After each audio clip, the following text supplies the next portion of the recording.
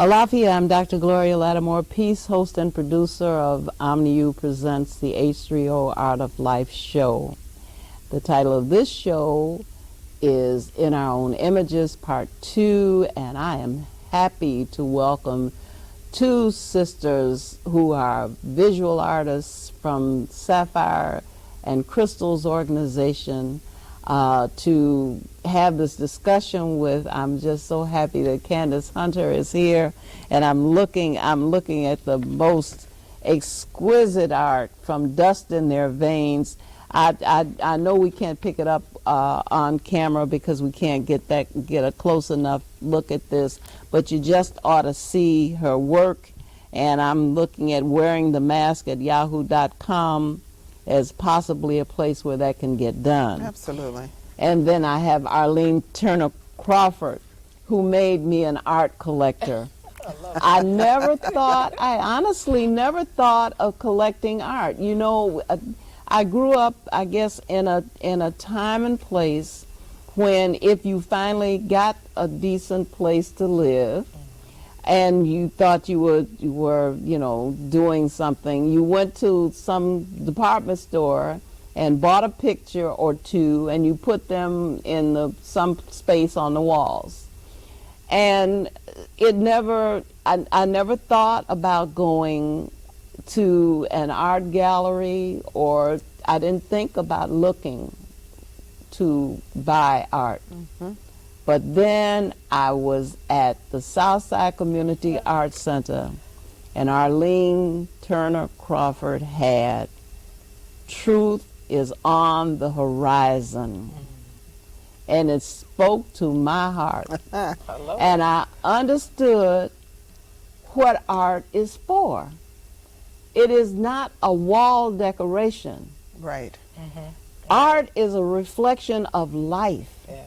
Art is a continuation of a conversation that you're having with yourself, you know, and somebody joined you in the conversation and they weren't even there when the conversation started. And you go out and you find this person who has done just this perfect piece that was exactly right. And I love you for it, Arlene. Oh, I loved you for collecting me. You were my very first collector at that time. Well, that's like, wonderful. wow. And now you've all grown up, Yeah. and you're doing this show called Ordinary Dissonance in Addison during February. And this is something from it. And then, of course, I'm looking on here for, I don't want to do the Addison Center. I want to do your website, because I love your website. Oh, www.arleneturnercrawford.com. When I went to that website and heard that music, I said, listen, she has done it all. Mm-hmm. Do you have music on yours? I do not. Okay. I do not. Well, you got to put some music on there, because as soon as I figure out how to do that. It makes it so entertaining. This is part 2 of In Our Own Image, and it grows out of an ongoing concern that I have about the manner in which we as individual black people and as a collective are depicted in all the various media that we find ourselves. And I know that we spend a lot of money on entertainment media. You know, we go to concerts and we go to films, and, you know, we buy CDs and DVDs and so forth and so on, and we entertain ourselves. But very often, the price that we pay for being entertained is greater than we would have expected. I remember once reading Dr. Dolittle to my students in elementary school. And I was reading the story, and they were delighted, and it looked like just an entertaining fairy tale. But smack dab in the middle of that tale, the son of the king, who had arrested some foreigners who showed up on their island, became enamored of the white daughter and let the people out of jail. And I thought, well, wait a minute. Why do we have to have this? If we're trying to tell a story, a fairy tale, why is it that the African son of the African king has to betray his father by releasing people whom his father regarded as at least suspect? You know, because he put them in jail because he could know more about them. So this whole idea of that, you know, that King Kong image of the black man who salivates at the sight of the white woman and who risks his life and risks everything, his honor, and betrays his family in order to have this prized possession, was troubling to me then, and it troubles me now. Yes. That we still see the black people who love the white children more than they love their own children, who neglect their children in order to be able to take care of the children who are not their own. You know, we see a lot of images that make us defame us and reduce us and make us look like impotent, weak, immature, and some other adjectives. I'll just stop right there. I guess I see that as the ploy, the plot to maintain a sense of superiority in our minds of who they are, or not allowing us to feel our own superiority. And when you're never getting any consistent feedback or positive reinforcement about your images, you either don't think about them at all, and you can be fed anything behind that, or you start growing up with a distorted view of who you are. And I think that's a disservice to us. And what's been done to sisters, especially looking at music videos and the whole concept of what a black woman is that's put out in, I'd say, in hip-hop kind of media situations. It's very much unacceptable. I recently bought my daughter Jill Scott's new CD, A Place in the Sun, and it's so validating and so positive about a sister's own power. And I think the whole I bought it for my daughter because I think that every young woman should have this kind of attitude about themselves, about I'm Magnificent is one of the songs I just love. I heard that. It's like, I'm magnificent. And she's talking about how you can see me in the room and maybe kind of ignore me, but I'm magnificent. You need to get next to this. And that's not the norm. That's not what's consistently put on MTV, because you don't even see Jill Scott's music played. Or hear it on, you don't hear it on the radio, you don't see it on the video programs and things like that. So whenever you have some positive messages about black women, or black people for that matter, it's rare to find that. And therein is a dilemma that I think we have to take control of. We have to create more and more areas that put out positive images and positive ideas about who we are for young people to gain that. And we have to be responsible for that, because mainstream media, Hollywood, is always going to push their agenda. Their agenda is not ours. And so we have to stop allowing their madness from making us move forward, because as long as we stop and go, oh, they did that to us again, then it's saying I have no power. If they're doing something to me, then I have no power, but I do.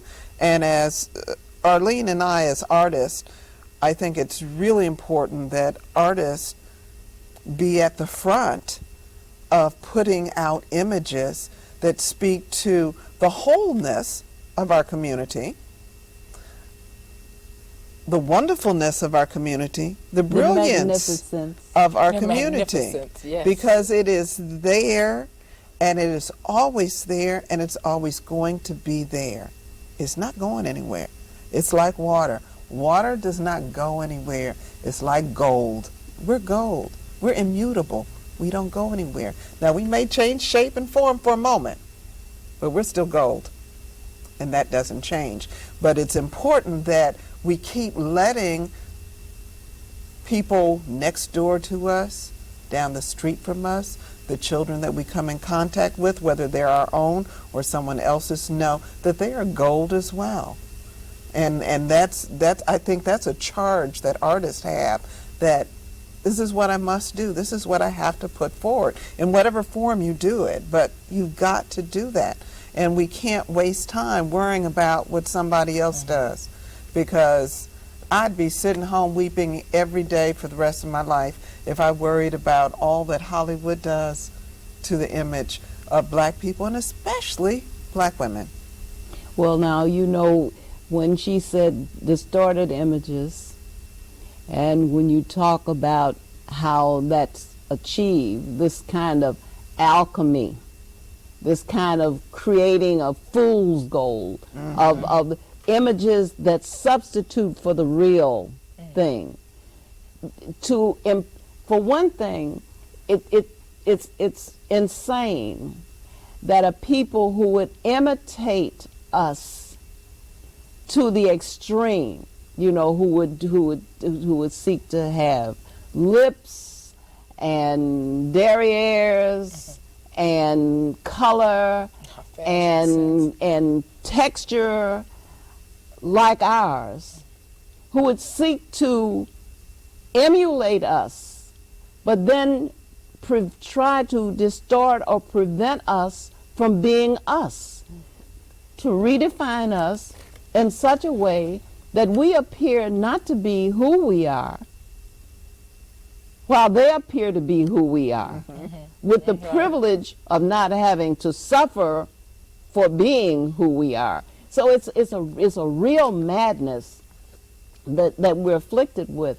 But just the same, we have to concern ourselves with the desecration of the mother image, because I maintained that Big Mama is an icon in the black community. That matriarch, if you want to call her, who was the anchor woman, who held the whole village together, who held the whole family together in the motherland as well as in the diaspora. To have that image desecrated, as you point out, in the hip-hop movies, in the movies of these males impersonating females, with the authentic ones in the room. How do you emulate how as a male do you emulate a female icon with Cicely Tyson in the room?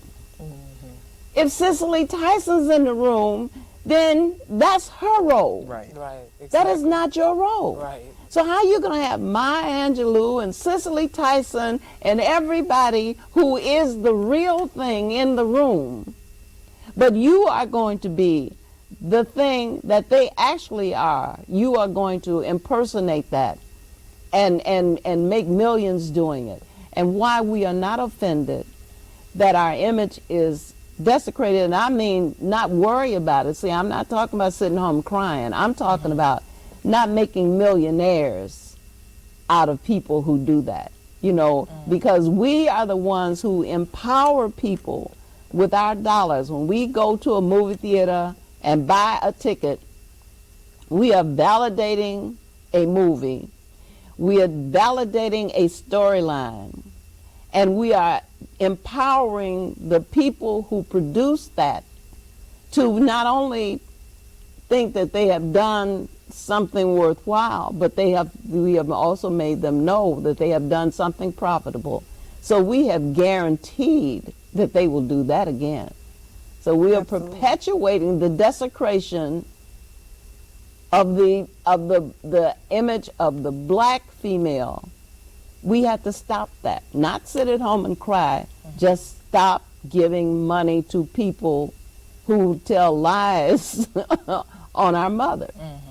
Because that used to be called the dozens. Then you used to fight after Didn't school. allow it. If somebody talk about your mother, you know, that if you was wouldn't going fight to- about nothing else, you want to see a real fight, just talk say about something about somebody's your mother, and it was on. But they talk about our mothers all day. Yeah. And we reward them for talking about our mothers, because if we don't have that, we don't have anything, because nobody wants to talk about our mothers in those forums. So you have to create forums. You have to go to Addison. And where do you have to go to? You go to Addison with her? Oh, I am in the show in Oh, Addison. Okay. But I'm always looking for ways in which to create my own space and place to show work, because not everybody cares about what I care about. And what I care about, I think, is extremely important right now. And so I'm making my own way. If I had to rely on a traditional gallery space to show my work, it wouldn't be shown the way I feel it needs to be shown and what's important. Can I talk about the dust right now? Is that Of course you Yeah. can. So you're doing this as a visual exploration of the issue of water rights and its direct effect on women and children. On women and children. Of course you can talk about When that. I first started to understand something about the global water crisis and who it affects, it became very clear to me that the people it affects look like me. They are women and girls in certain places in sub-Saharan Africa, in Central America, in India. These are all women with melanin. The people who were stepping in to help are people without melanin. I was tired of people with melanin not helping people with melanin. And I said, so I've got to do something. And so I started this work. And so it's taken me 2 years to really build up this body of work, because it's not for sale. It is for education, for enlightenment. And so I don't have, some patron god behind me going, here, Kenna, here's a barrel full of money for you to do art that's going to enlighten somebody, that's going to help someone with melanin. That doesn't happen. And so it's happening on my own and with some good friends, some very good friends. But it's important. I think it was Maya Angelou who talks about, once you become aware, then you must act. If you don't do the act part to the awareness that's been brought to you, then There's a disconnect. Yeah, right. And so as I became aware of the numbers of women and children, and when I say children, I really mean girls. Occasionally boys, if they're small boys, would be fetching water as well, but it's mostly a woman's responsibility in all of these kinds of communities where water is not readily available, clean water is not there for them. It's well over 9 million women and children who spend the bulk of their day fetching water. I don't know why this didn't register to me when I went to Africa with Dr. Burroughs. We witnessed the women walking with the water pots on their head, and they were always going and coming. There was always a parade of women going and coming with water. Yes.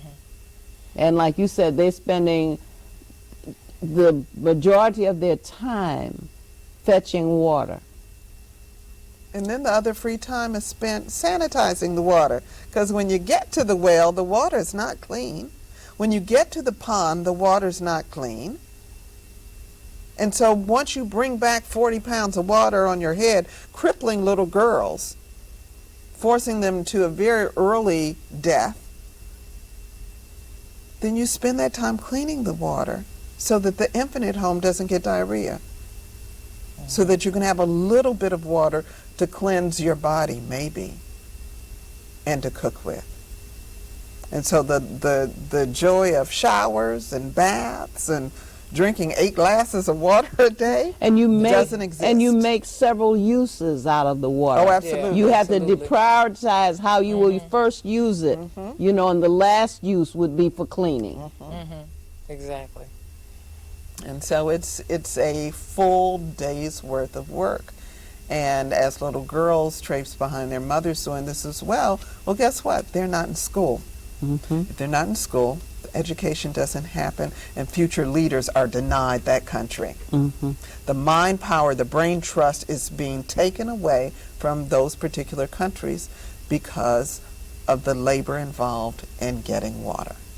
Just in getting water. Just in getting water. It's an all-day affair that will cripple you.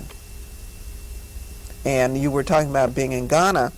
In most parts of the world, guinea worm has been eradicated. Guinea worm has resurfaced in Ghana. Really? Guinea worm is a parasite that enters your body through dirty water, and it lives in your body. It nests there until it's fully grown, and then it exits your body wherever it wants to. So it can exit through your eye, through your ear, through your nostrils, through your breast if you're a lactating mother. It is painful, and they're always going to be present in your body once you have them. They have found a good host. Until you die, they are there. And it's from fetching dirty water. This is what I saw when I saw a worm coming out of someone's leg. Yes, that's guinea worm. Right, and when you cut the part off that's outside the leg, it doesn't mean anything because there's more of it inside. It will continue to grow. There is no way to get rid of guinea worm. There's only a way to prevent future people from getting it, suffering from the ravages of guinea worm. There's also river blindness, where people drinking water from the river actually lose their sight. Yes. And it is not regained. It's not a temporary thing.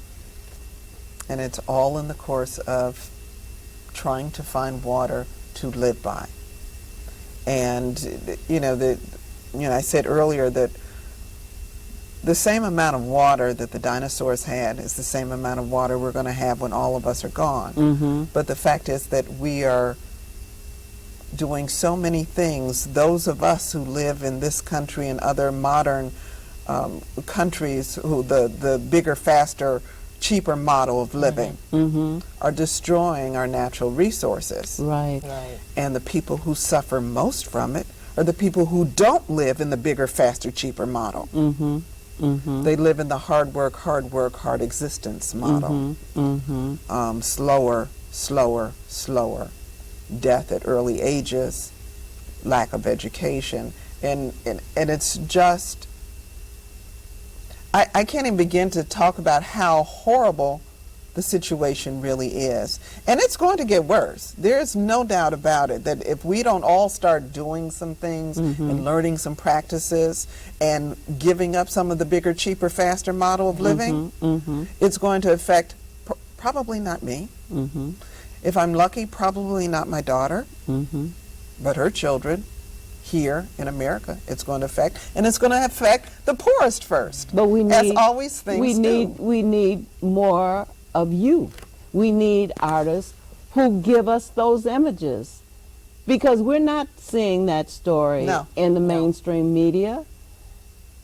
You know, the best we see are refugees on the road going toward a refugee camp.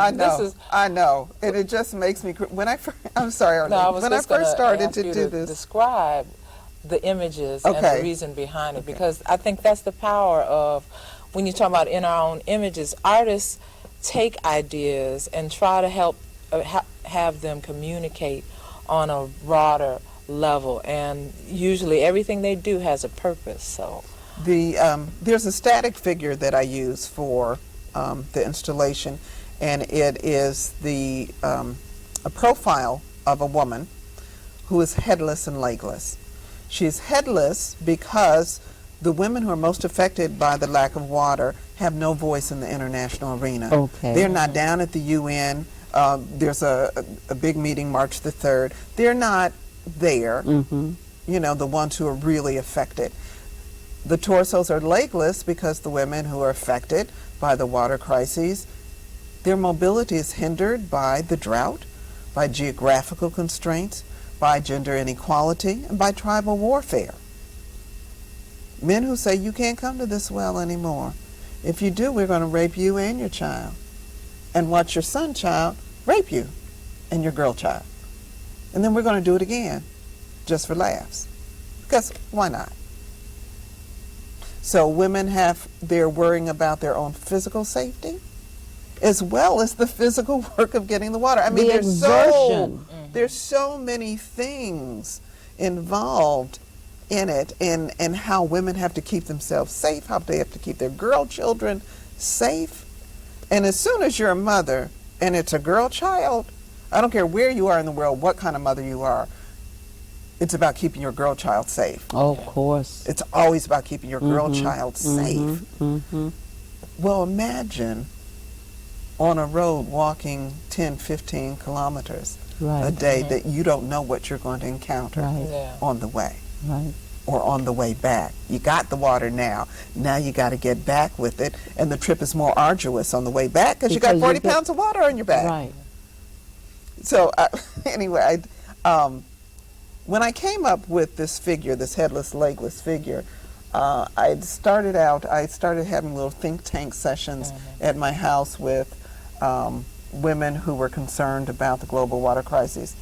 And everybody who came in, they were talking about what the first figure I did. They were like, oh, but we kind of wanted to see those women that you saw walking. And so I think in most people's minds, they have this image of a woman who has brightly colored cloth wrapped around tightly across hips that undulate in the walk, and she's a dancer, and she's got this jar, and she's just magnificent going across a dry plain. Well, no, it ain't that pretty. Her clothes are dirty. They're muddy if she was near any water, but they're dirty, they're stained, she's tired, she's sweating. There's nothing undulating about this.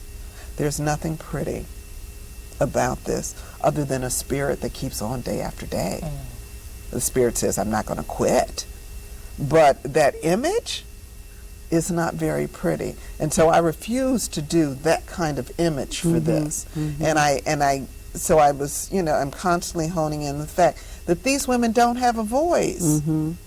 These women can't get up and leave their situation. They can't go, well, I think I'm going to go where there's water over here now, where I can run a tap. I think I'll go to Chicago and live with Candace. They can't do that. And so I have to do this figure that cannot move on her own. And hopefully if enough people see this figure and we all start having that conversation, it's going to change. Because I can bring this much attention, and then if I get 10 people to see, and their action, my action was creating the figure. So I don't know where someone else's action is going to take. Well, they need to know how to contribute to the water situation. They need to know who do you send money to, where do you go, what to do. Well, one of the best sites is water.org. It's a real simple name to Okay. remember. Okay. Water.org. Right. And they will have several different places where you can figure out what your heart says about where you want to give money. There's the African Women's Development Fund, which is in Ghana, headquartered in Ghana. They don't have that many projects dealing with water, but about education, and it's all tied. It's all hand in hand with one another. And they do a lot of micro lending. So if you can get a woman learning how to do a business, that she has more funds so she doesn't have to live this way, that's a wonderful thing as well. So that's awdf.org, African Women's Development Fund. And and what's great about AWDF is that a black Ghanaian woman started the organization. It's a black board, and they decide what's important for the women who look like them. Can't get better than that. No, you Because can't. nobody knows what you need other than you. Right. Certainly not better. So they're a wonderful organization to look at. But if you really want to see, where your heart lies and what a project is doing, I would go to water.org as a jumping off start point to look at some of the others. There are a lot of religious organizations, that build a well here and there, other places. Hopefully, if this really works the way I'd like it to, I'm going to be building some wells. Wonderful. Cool. I'm going to build some wells. It takes about $7,000 to build a well, but it's not just building it, it's making sure there's an infrastructure around the community that well is built in. Right. To make sure it's maintained and operated, because And preserved. there have been wells where other people, militia boys and whatnot, come and take over and charge people, and the corruptness that can happen. Yeah, well, that may come with the territory, but we have to understand that you do it knowing all of that. Knowing the dangers and the limitations and all of the other reasons why you may as well not do it. You do it anyway. You do it because it's the right thing to do. And if necessary, you do it again because it's still the right thing to do. Absolutely. Yeah. It's amazing that it's just $7,000 to pull a well together. Right. And then that's such a manageable amount of money that... For us here. Well, yeah, for us here. That's a mountain. Right. In Chad, Yeah. that's an insurmountable amount of money. Right. Our values and things are so different and displaced a lot of times. But yeah, it sounds like nothing. So I'm hoping by 2013, through the work on this installation, I'm going to be able to have 2 wells built. Very good. So that's the goal.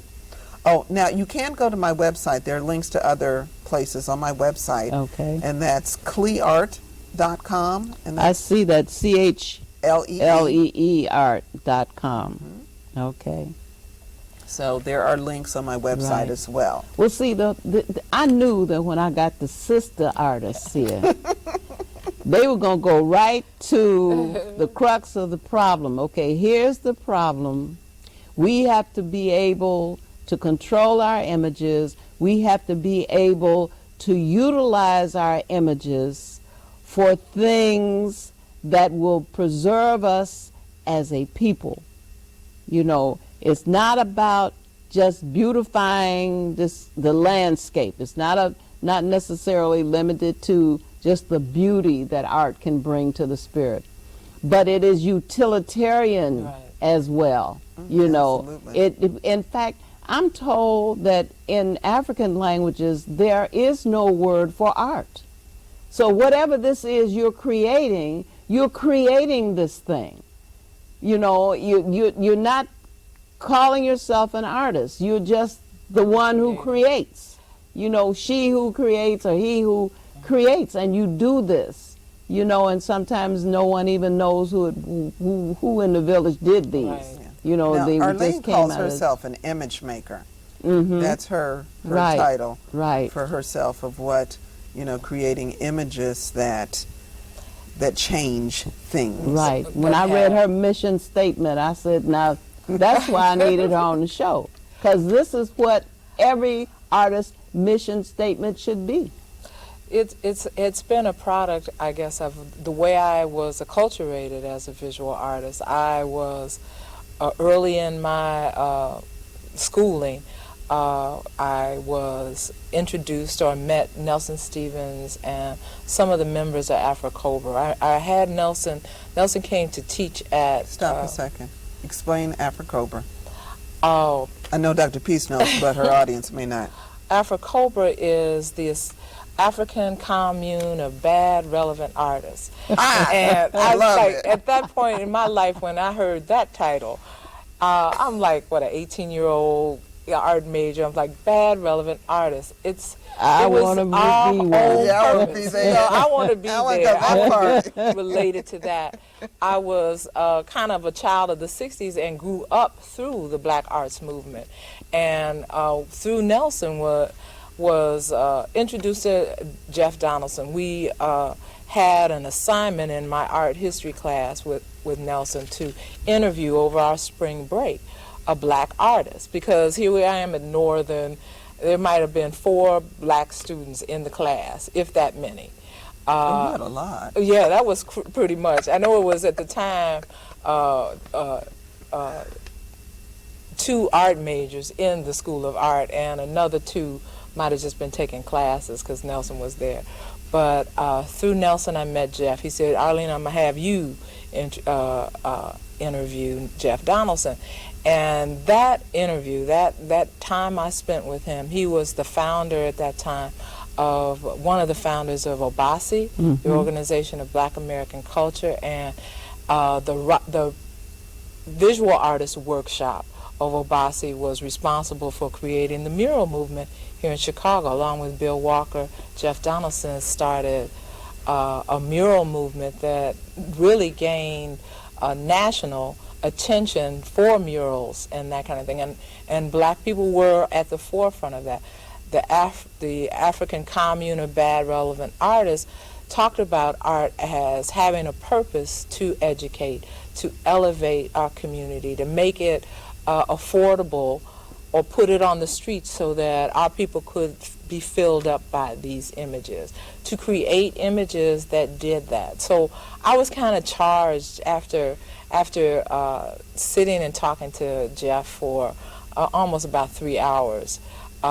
It moved me and it changed me and it gave me a focus to be an artist, because I'm in Northern, I'm majoring in art because I was good at it and I loved it, but I was not relating to what I saw around me, what my fellow classmates were doing.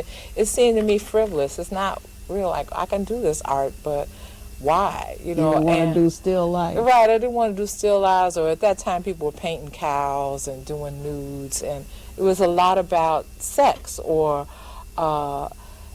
on the other hand, the black art movement was happening, where we had literature and plays and books that focused in on our issues, our qualities, our aesthetic interests. The visual artists were making murals and work that spoke to our conditions in this country. So that gave me clear cut for the rest of life. I can do this forever. I can talk about who I am. I can create, like you say, in Africa there's no term for art or beauty without function. It had a utilitarian purpose. It could communicate. That was one of the reasons I came up with Truth is on the Horizon as a visual statement that tried to communicate about Africa, what we needed to be about. We're on the horizon. We're on the forefront making the truth. And I think that's the power of artists. We create images and ideas that can influence people.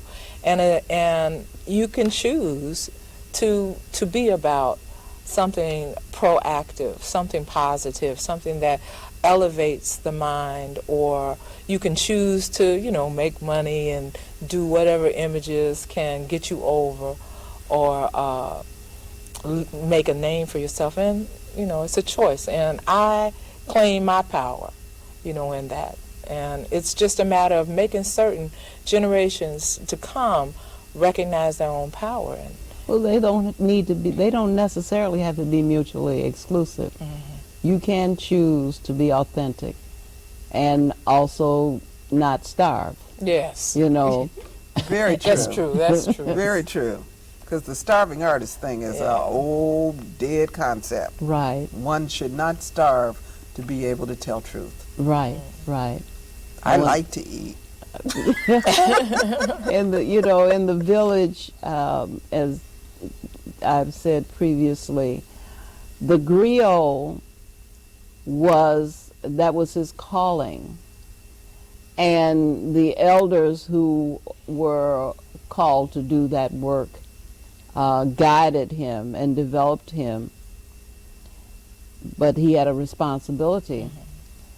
But the responsibility that he had was to preserve the truth, but not necessarily to figure out what he was going to have for dinner. Because the village understood the value of the people who preserved their history. Absolutely. We have yet to understand the value of an artist who is doing that for us, who is faithfully depicting our condition, our experience, our promise, our potential. Artists who do that work ought to be rewarded. They ought never to starve. They ought never to have to beg, or look for the patron who just indulges this one artist, like the court jester, because it amuses the patron to do so. So we as a people need to have some values that are vastly different than the ones that we have now. We value things, but we don't value people. We value things that are produced by people that entertain us, that titillate us, that appeal to the base senses. But as far as awareness and consciousness, to reward those who elevate our awareness, who elevate our consciousness, who help us to see clearly, to help us to define, to help us to know what it is, when we say, you know what I'm saying. When somebody knows what you're saying and says it for you, and then you can say, like my daughter-in-law used to say, whenever she agreed with me, she'd say, I'm saying. Because she was saying it too, in her own mind and heart. That was what she would have said if she had been the one speaking. So when we have people who speak for us and who give us what we need in order to be clear and in order to realize self, that know thyself is on the walls of the pyramids. Know that is why we are here.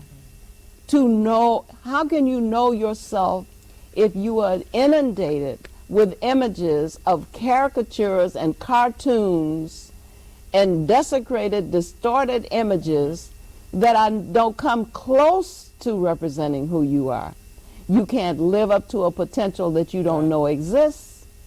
You can't be what you are created to be, and therefore the world cannot be what it should be. Martin Luther King said, I can never be what I ought to be until you are what you ought to be. Well, how are we going to be what we ought to be if what we ought to be is obscured? And we can't see it. And so we get these images and we think that we ought to be something other than black people. We ought to have eyes other than brown ones. We ought to have hair, we ought to have blonde hair. We're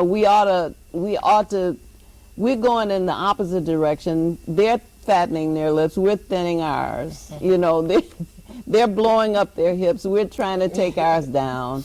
You know, so what is this madness that we have all fallen prey to that that we are not aware of and cannot become aware of? Because the thing that makes you sane is sanity. You know, somebody who is sane has to bring sanity to the fore. Yeah. So here you are doing this wonderful work. I love Sapphire and Crystals. I have loved you.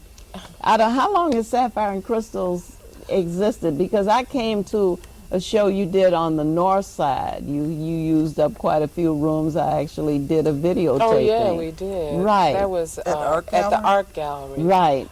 Sapphire Crystals. How long ago did you decide to come together? We came together I think it's almost been about 20 years. Sapphire Really? Crystals has existed. Okay. It was the brainchild of Felicia Grant Preston and Marva Jolly kind of first got together and pulled some women to Marva's studio to discuss the plight of women visual artists. We were trying to, like Candace says, it's hard for us to find venues to exhibit in, to get feedback on what work we're doing, what work we should be doing. So we came together and tried to hash out some of the issues that we shared in common.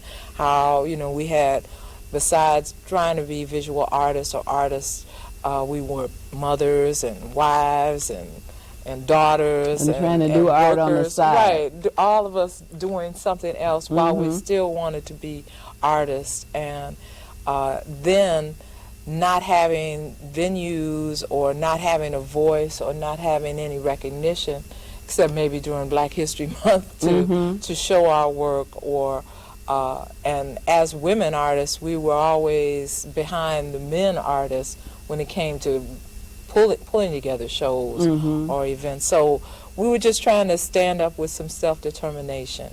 Right. To and that's how the name came about. The sapphire and the crystals was the concept of that sapphire, that stone that is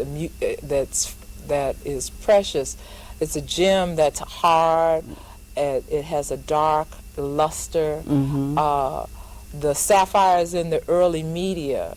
That we would, because that was a minute we discussed. We talking about, well, you know, the last image of Sapphire was with Amos and Andy. Yeah, Amos and Andy and Kingfish's wife, but she was the power in that relationship. She was no nonsense. Right, she didn't take no smack, and any of the ideas that he come up with that were really, not that she wouldn't stand next to her man, but she kept him, you know, on point about things and making it real. So that was an idea that we wanted to perpetuate, to bring our definition to what and sapphire crystal meaning was. clarity. Clarity and the many-facetedness of Black women.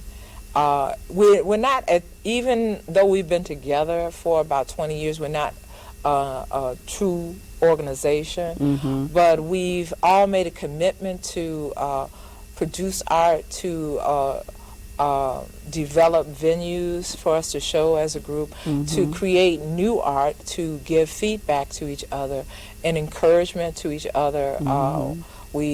Initially we'd bring work in and critique each other and things like that, and as well as try and find new artists along the way to have them at a certain proficiency to exhibit well. And the other thing that we commit to do is a self-portrait idea, to do some examination. So each exhibition we have, we try to create a self-portrait that we'll put either on sale as for collectors or a reasonable auction or a silent auction, so that we create some specific new work that re-examines who we are at the time. Yeah. So it's a good group.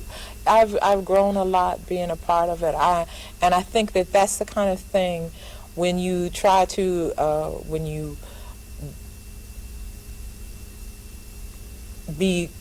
take your own ideas and put them out there as women to declare our own self-determination in arenas, then it has an impact.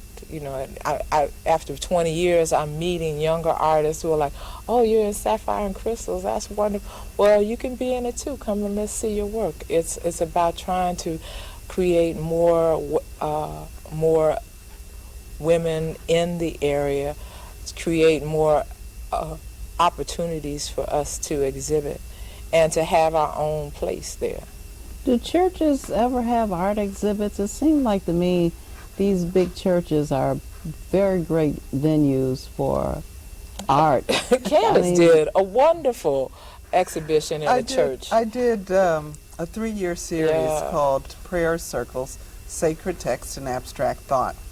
And it was a show that toured, and I did 3 shows a year, and they went to 3 years, and they all went into sacred spaces.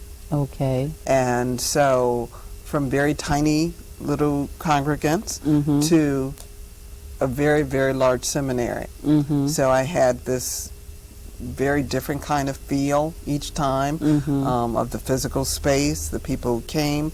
And what I wanted to do most with that series was that I wanted to create a bridge between different kinds of people. I wanted the people who rarely go into a church, who go, "Oh, church," to come and stand next to somebody who goes, "What's a gallery?" and stand together in this sacred space and look at the same work and feel whatever they had to feel from it. And for the most part, the series worked exactly how I wanted it to. And the true evidence of it, the very first church I was in, Church of the Three Crosses, it's the sister, the folk singer, I'm having one of those moments. Oh. Ella Jenkins? Thank you. Ella It's Jenkins, Ella Jenkins right. Church. Okay. In fact, the first day I walked in, I said, "Is that Miss Jenkins?" Because, I grew up with her, going to her concerts. And I'm just like, and I went and I said, like a little kid, I turned into a child. I was like, "Miss Jenkins, I love you."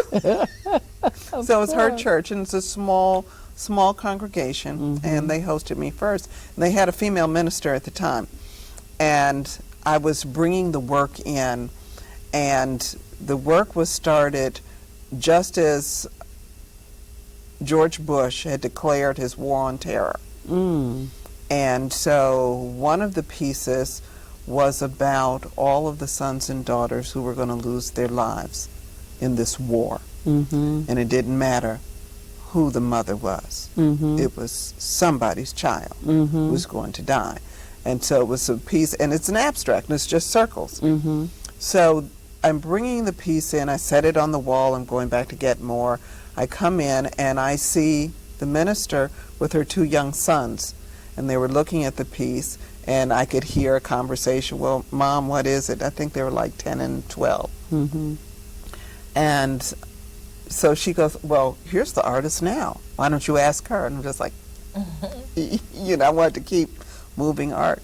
And so I did what you should do with any child. You ask the child, what is it they see? You should never tell a child what's in art. Say, what is it that you see? Or what do you feel? Or what do you think it means?